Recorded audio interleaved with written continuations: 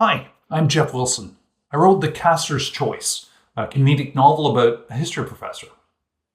Let me tell you a bit about it through a quick story of how it was conceived. A few years ago, I was struck by an idea, the frame of a story, where the main character in my mind was this brilliant, thoughtful prof, a fur trade specialist who focused on how our early history helped form the cultural identity of Canada. My fictional professor would consider the roles of Indigenous, French, English, and Métis people in laying the foundations for what's become our tolerant and peaceful and multicultural future.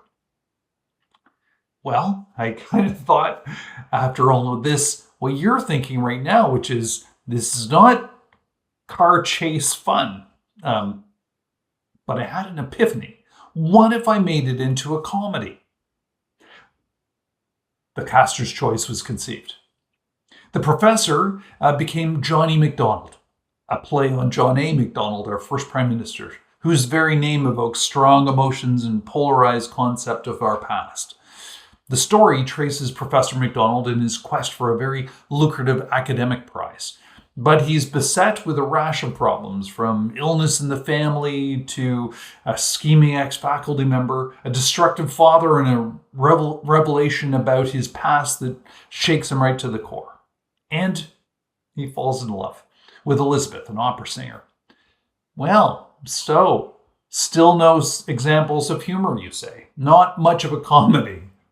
Well, the truth is, the book is shameless in its pursuit of humor.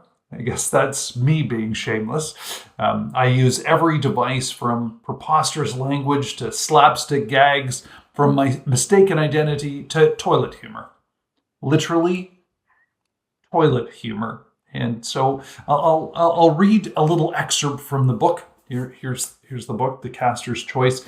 And the blurb, very generous, of Terry Fallis, the 2 times Stephen Laycock Award winner, wrote, by turns heartfelt and humorous, thoughtful and fascinating. I'm thankful of Terry for saying those nice things. So let me read from the book. And where we're at is John is in a Via Rail train in the washroom, and he's just dropped his phone into the toilet mid-discussion with Elizabeth. The phone slipped from his toilet-papered hand and down towards oblivion, through the hole and gone from sight. The stainless steel flap slapped back in place like a giant esophagus. John? McDonald heard his name from below and smiled at the double entendre. Good morning, love, he called to the brushed stainless steel bowl, which was perfectly clean and dry, aside from a small bit of blue liquid from the previous flush. I can't hear you very well. Can you get closer to the phone? McDonald calculated his options.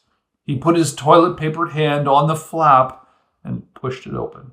No, not really, but can you hear me? He asked. Speak up a little. What's wrong with your phone? McDonald couldn't bring himself to explain. I wanted to write a book that explored the very roots of what it means to be Canadian. And to my mind, there's really nothing more essentially Canadian than humor. It's our way of saying difficult things and working out difficult problems, but with a smile and a healthy dose of humanity.